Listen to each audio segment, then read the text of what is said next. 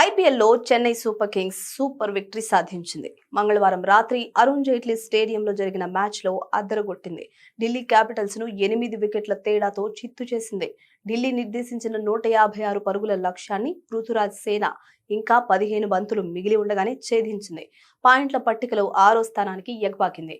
మొన్నటి వరకు అట్టడుగున ఉన్న ఈ జట్టు చివరి 5 మ్యాచ్లలో 3 నెగ్గింది. టాప్ 4 జట్లకు చెమటలు పట్టిస్తోంది. లేటెస్ట్ గా ప్లే ఆఫ్స్ రేస్ లోకి దూసుకొచ్చింది. 156 పరుగుల స్వల్ప లక్ష్యంతో బరిలోకి దిగిన చెన్నైకి ప్రారంభంలోనే షాక్ తగిలింది. కెప్టెన్ రుతురాజ్ గైక్వాడ్ మరోసారి నిరాశపరిచాడు. ఆ తర్వాత సంజు శాంసన్ మ్యాచ్ స్వరూపాన్ని మార్చేశాడు. ఢిల్లీ బౌలర్లపై విరుచుకుపడ్డాడు. 52 బంతుల్లో 7 ఫోర్లు, 6 భారీ సిక్సర్లతో 87 పరుగులు చేసి అజేయంగా నిలిచాడు.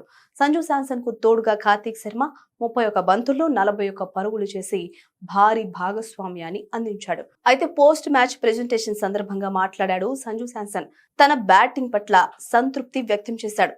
నిలకడగా సాధించాల్సిన అవసరం ఉందని అభిప్రాయపడ్డాడు. నిలకడ సాధించడానికి క్రీజ్ లోకి వచ్చిన ప్రారంభంలో ఫుట్ వర్క్ పై ఫోకస్ పెట్టానని, దానిపై వర్కౌట్ చేస్తున్నారని, అది సత్ఫలితాలను ఇస్తోందని పేర్కొన్నాడు. బౌలర్ను బట్టి వారిని ఎలా ఎదుర్కోవాలని దానిపై వ్యూహాత్మకంగా ఇది పనిచేస్తోందని శాంసన్ వ్యాఖ్యానించాడు. అలాగే ఈ మ్యాచ్ లో సెంచరీ చేసే అవకాశం ఉన్నా కూడా ఆ దిశగా ఆలోచన చేయకపోవడంపై శాంసన్ స్పందించాడు. సెంచరీలు ఎప్పుడూ స్పెషలే, కానీ ఈ రోజు సెంచరీ కోసం ప్రయత్నిస్తే అది స్వార్థమవుతుంది అనిపించింది. మరో ఎండ్లో నా పార్ట్నర్ చాలా బాగా ఆడుతున్నాడు. అలాంటి సమయంలో నా సెంచరీ కోసం ఒక సింగిల్ ఇవ్వు అని అతనికి చెప్పడం నాకు ఇష్టం లేదు.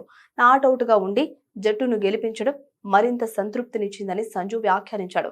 అయితే ఈ మ్యాచ్ లో ఇంకా 15 బంతులు మిగిలి ఉన్నా అతను శతకాన్ని చేరుకోలేకపోయాడు.